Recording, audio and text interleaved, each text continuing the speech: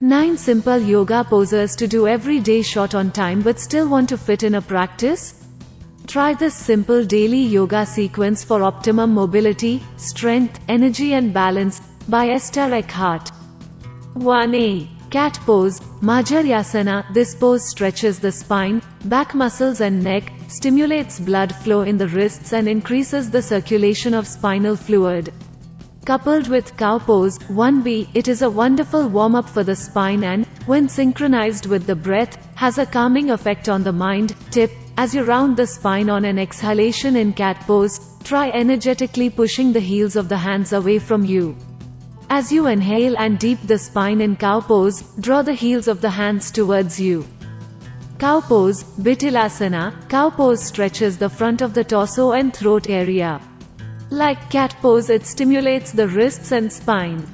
Low lunge, Anjaneyasana, stretches the chest, hip flexors, quadriceps, sides of the waist and tops of the ankles and feet.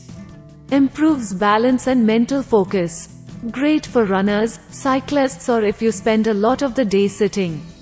Tip: energetically draw the front heel and the back knee together to create more stability in the hips and groin. Warrior 2, Virabhadrasana II, stretches the inner thighs, groin, chest, lungs and shoulders. Strengthens your legs, improves stamina and concentration. Tip: to avoid creating tension in the shoulders, try rotating the palms upwards and then, keep the shoulders soft, slowly return the palms of the hands so they're facing down.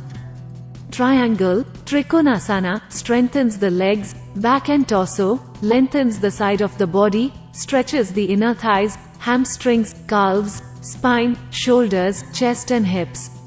Tip: to create more strength and tone in the waist and stability in the legs, try hovering the lower hand slightly away from the leg.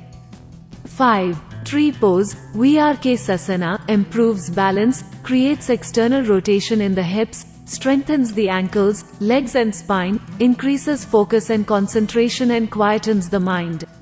Tip: if you find it difficult to keep the sole of your foot in place, press the sole of the foot of the bent leg into the thigh and, equally as firmly, press the thigh into the sole of the foot. Locust pose, Salabhasana, improves strength and mobility in the back, stretches the front of the body, increases stamina and stimulates the digestive organs. Tip: rather than going for height in this pose, think about length. Keep the back of the neck long and extend out through the crown of the head, the fingers and the toes. Cow face pose, Gomukhasana, stretches the ankles, hips and thighs, opens the upper back, chest and shoulders, and works the triceps. If the version in the photo is uncomfortable for your legs or hips, try stretching the lower leg out in front of you. Tip: try to avoid turning the pose into a back bend just so you can get your fingers to reach. It's better to use a strap or scarf between your hands. Draw the lower ribs slightly in and focus instead on lengthening the elbows away from one another.